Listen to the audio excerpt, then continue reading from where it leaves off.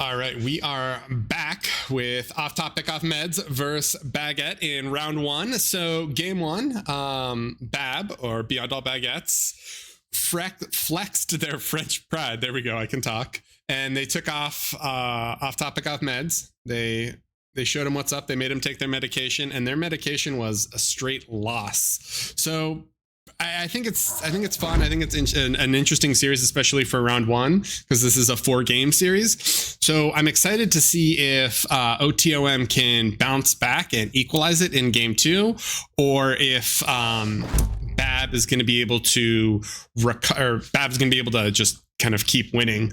So game two is on Erebos. How do we feel about this, Ural? Do you think that I almost feel like OTOM probably has played this enough that they're pretty comfortable on it? Yeah, knowing these guys being, more commonly players of the 8v8 lobbies, that they'll be pretty comfortable on this map. They'll probably also be more comfortable jumping onto a bigger map, if I had to guess. Um, Another thing too is that if I'm off topic, off meds here, that first game, I wouldn't say that it was a stomp by any means. It definitely had some momentum swings and it had some moments where off topic, off meds were looking pretty good in several different lanes and positions. They had some good moves. They definitely put up a fight. So hopefully they can go into game two feeling good, ready to go, ready to bring it back on a map that they're hopefully a bit more comfortable on.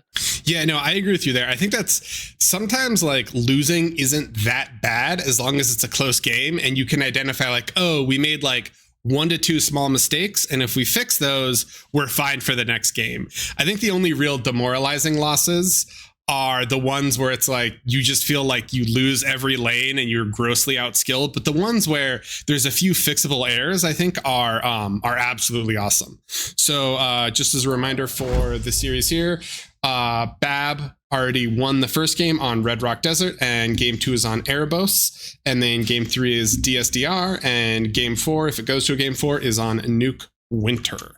So we are going to have the players loading into the game. So let's hop back in. And that is me, not the players. Apologies. Let's actually see the players. All right.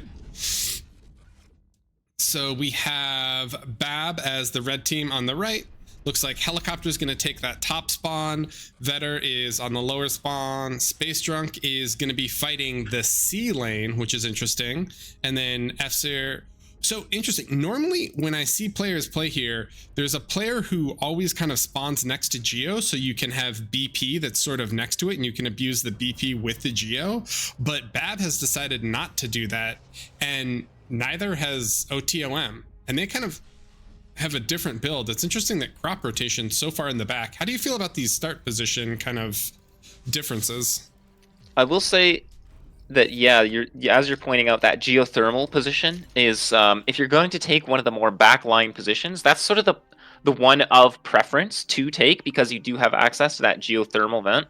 I'm expecting an air opening out of crop rotation here. If you're going to spawn in the back, it's most likely going to be to get that air transport and shuriken going on, and he has spawned as core air, so that's sort of not too big of a surprise.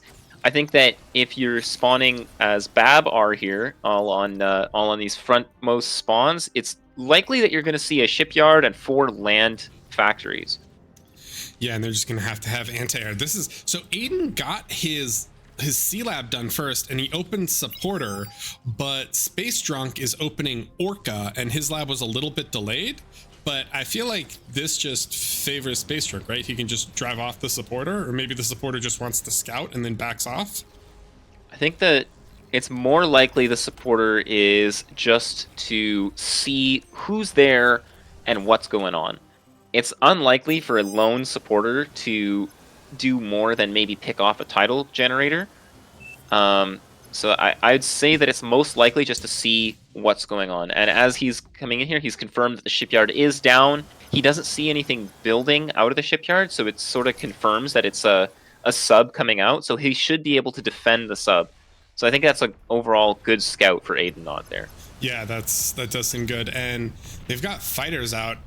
Interesting that he opened fighter instead of scout. I guess maybe he wants to try to calm snipe. Yeah, I actually kind of like this from Jimmy, where he opens fighter and he wants to just like check these sides, because it's really common for players to try to trans and then sort of hold these narrow chokes, because if you can hold the 3 mechs, then you can also kind of like take the C, and then you can apply a lot of pressure in different ways. So I'm on board for that. Oh my god, I missed helicopter with 4 rovers in Victor's base, and he is shredding. That's a lot of early damage. That's going to really set Victor back. It's just unfortunate the timing on this too for Victor, because these rovers have gotten in just after Victor's moved his comm out of the base, and there are no shurikens yet because, as you said, crop rotation is going for those fighters to look for the transports that unfortunately don't exist for BAB.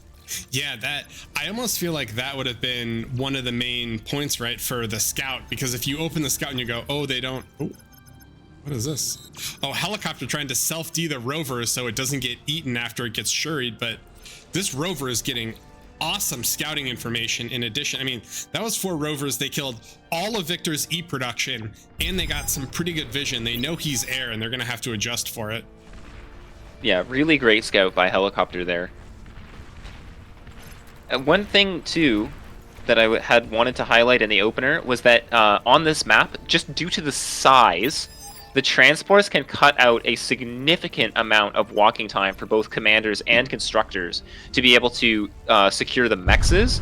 And we've seen Dylan transported down here to the southeast corner, and he's able to secure himself some mexes here, as well as get his base rolling pretty nicely. So he's able to use his commander's build power at home and then also be able to secure the front line position. It's a really good use of that transport that we see pretty commonly on this map due to the size. Yeah, I like this naval battle that's happening, but I'm really concerned for top, right? Victor's economy was completely shredded, and he's 1v2. So he needs to hold versus Lord Vetter and helicopter, and both of those are really good players. Lord Vetter, I think he's like close to 50 in 1v1 OS, so his 34 is a little deceptive. His early game and ability to raid well is incredibly high, and he literally just runs past Victor's comm, and Victor is in a lot of trouble. He's 1v2 without a lot of Shuri support and with a crippled early game economy. One saving grace that I see for Victor here is that he's got a pounder produced, and it's sort of in the way of these grunts. If he's able to intercept these grunts with the pounder, he might be able to get a really efficient trade here. Oh, those grunts just went flying.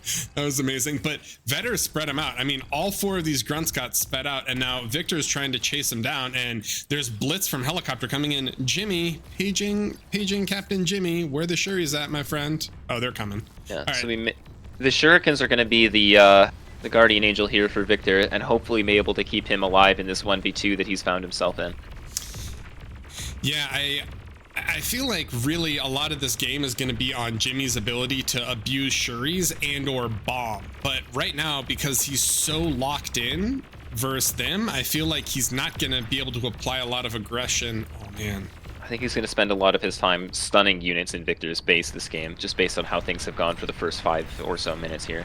Yeah, no, 100%. And Dylan and Enigma are basically just following a line here. Dylan is going to drop into C on bottom, though. I like this play. I unfortunately have been the recipient of this, where you are the land player and someone makes a C lab and you're fighting T1 ground versus destroyer, and it's pretty much one of the most miserable experiences you'll ever have in bar. It is quite the asymmetric matchup of tier 1 ships versus tier 1 land units. When the ships are able to shoot the land units, there's not a whole lot that can be done for the player on land, unfortunately. It's going to be pretty difficult for Enigma here if Dylan is able to get these ships out. It looks like he's going for frigates, which are a pretty good unit there on the ground. Aiden moving in on Space Drunk in the middle, sort of locking his commander onto this high ground here. LLTs and commanders, name a more classic engagement here. Yeah, that's the standard. No units, just comms. But crop rotation is he's being a little bold. There's his commander in a transport with no scout, no supporting units, just running at the enemy base right into an AA bot. Little concerning. Might need to put his comm down. Oh god. Living dangerously. Does he dig on the lab? It looks like it. Okay. There we go. Okay, Jimmy Now it looks like says- he's managed to degun his own transport in his excitement here. So Jimmy, he's why? a little bit locked into this play, and there are quite a few frigates here. Oh, but does he get out of range? All right, so he's gonna be able to basically kill all of the sea eco on this, and I like that. I mean, maybe degunning your own transport is not the play, but at least he essentially kills one player's entire base. And Lenore is pushing Sphere on the bottom there, but at the same time, Victor is getting pushed 1v2 top. So this again is turning into a little bit of a base race, right? Yeah, it's sort of Down. a bit of a situation of which team is going to win faster on the winning side. And I'd say that I favor the French here just because they've got two players producing units in the southeast, whereas it's only Victor, who's now lost his commander, trying to produce units to slow the aggression from BAB in the northwest. Yeah, I mean, there's almost nothing. Once these units get in, even though there are Shuris, Helicopter's wise to it. Now he's like, all right, let me send Stouts and let me send Whistlers. And if those Whistlers get in, those Shuris are going to be useless. I feel like maybe Lenore or someone needs to start flexing back to ground to help, because right now top is just falling, and I don't feel like Lenore is able to push fast enough to really punish. Crop Rotation's commander does finally go down after some concerted effort from Enigma and Lord Vedders. They do track that commander down. It does kill some metal extractors, but it doesn't really get the sort of crippling, game-ending economic damage that maybe Off-Topic Off-Meds might have been looking for here. Yeah, and even though, I mean, well, Helicopter is in Victor's base, and Victor is more or less dead. I mean, he's on 40 energy income and 2 metal income with no commander and no BP. And I feel like this is just a slow march from Lord Vedder and Helicopter to come in and do as much damage as possible. Yeah, really great play here out of Lenore. But, and we actually see some seaplanes here coming out of Aedonaut, because he's had his opponent's naval lab degunned. He's maybe able to go into this seaplane and try to make this play here with Lenore, kind of swing things on their side. But it's sort of it looks like they're kind of losing the base race, as Lenore's commander does go down in Esphere's base while the lab is still alive. I missed that, but yeah, that's actually big. I feel like if he deguns the lab, it's worth it, but if he doesn't degun the lab, it probably isn't worth it. And I actually do love Aiden's seaplane transition. I wish they were Sabres, but I know they're not. And wait, Helicopter went sea, and he's got Dolphins raiding Aiden's economy. It looks like the seaplanes are able to defend that Dolphin raid, but I think it's only a matter of time before Aiden's able to get overrun here in the water, as Space Drunk has rebuilt his shipyard, and Helicopter is also in the water. And poor Jimmy is holding on for dear life with these Shuris. He doesn't have anything to kill the Blitz that are in his base, and there's a lot more units coming in. I'm pretty worried for OTOM. I don't know if they can survive this, but Lenore did go T2, and he is spamming Jags to try to do what he can do on the bottom side. Yeah, it's going to really come down to how much damage these Jaguars are able to get off here. They do match up fairly well into the Tier 1 units, but they can be overrun if they are outnumbered by these Tier 1 vehicles here. And these gunships basically stopped this, but it looks like Helicopter did an air transition, and I don't know if there are enough fighters between Jimmy and Aedonaut to kill him off. I think all these seaplanes might die unless he can hide them in the water. Oh, Yeah, great transition into those fighters by Helicopter to sort of stop that seaplane from getting too much more done. And at the same time, I mean, Lenore is... he's trying, but I feel like there's just too much metal of units, especially with the early donation. Oh no, and Vedder's about to return the favor. He's coming into degun Aiden's seaplane lab, and if he gets it, I think that might be game. Does he? Oh, he's there. Wait, can he? Is he too deep, or will he get it? Let's see. Oh, he gets it. He's just going for the maximum damage that he can get, getting as many tidal generators and other structures as he's able to. He does go down, but more than pays for it by taking out that significantly more expensive seaplane lab. Yeah, I mean, 100% worth it. And this eco difference is starting to get really scary. I mean, the energy production isn't quite as bad, but it feels like Red Team just BAB just has so many more tapped mexes, and they just have such a stronger economy that. And they've taken out so many mexes as well, right? Like, Yeah. Victor's base has been removed from the game. They have access to that reclaim. You know, maybe not right now, but that reclaim is there, and it's not very heavily defended. Victor has been handed off some grunts to defend. And Helicopter has 10 bombers coming in, and he's going for this Geo. Unfortunately, when he gets there after issuing the attack command, he's going to discover there is no Geo. Absolutely outplayed. Right? Your Geo can't get bombed if you don't build one. If you don't build the Geo, and they go to bomb it, get outbrained. Oh no, this is going to be horrible. Yeah, oh my god, Helicopter just destroyed all of Dylan's economy. That's some really effective carpet bombing there, taking out a majority of the windmills and all of the converters for Dylan, as well as most of the mexes. Yeah, I think this is game ending. I mean, these bombers are just putting in work.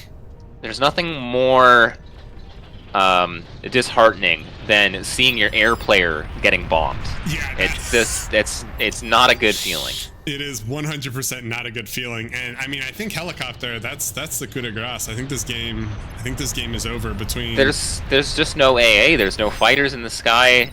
You know, Helicopter had his own fighters. There's not really a lot of ground AA built for off-topic, off-meds. These bombers are just getting free reign, just damage after damage.